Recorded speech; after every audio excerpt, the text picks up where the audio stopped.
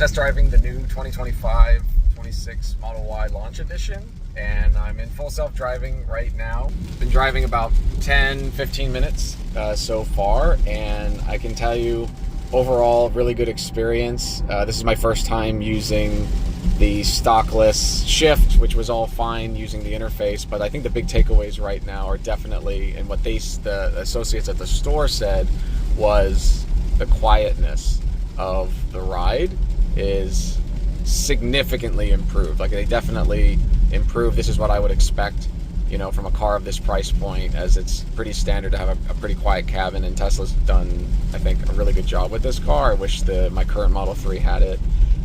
The driving handling is all great as is. I've driven the Legacy Model Y, and that's fantastic, but continued here. I think everything else, like the feel is really good. One thing they mentioned is to turn on the car, the key can rest here where the charge ports are, and that's what triggers the car.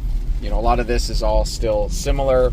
Self-driving is great. Like, I just took this on a 15-minute drive on local streets and up to this golf course, and made a U-turn, and now we're headed back to the Tesla store, and it's really confident. We have Waymos here in Arizona, and this feels really, really, really solid. Like, I have no concerns with the braking, acceleration, or anything like that. So, and also the wipers, this is a good test, are working. For those that maybe drive Teslas, it's very hit or miss with the auto wipers working, for sure. Definitely on my 2021. The doors felt really good as well, opening and closing them.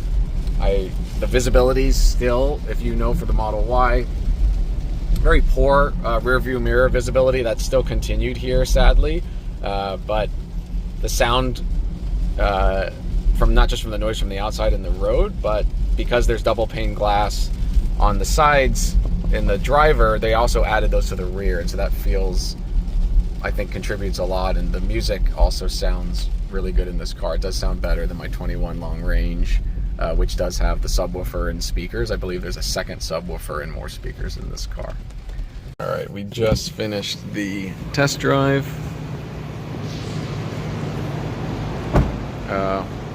Really, really nice. Overall, the big thing that I appreciate was the quietness. The ride quality is clearly very, very good, much improved over the Legacy Model Y.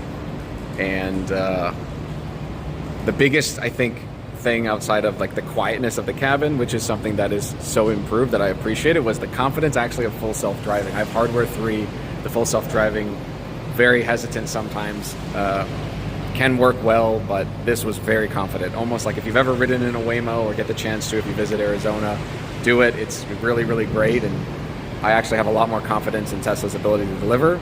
I showed this in the other video, but this light bar situation is really, really cool.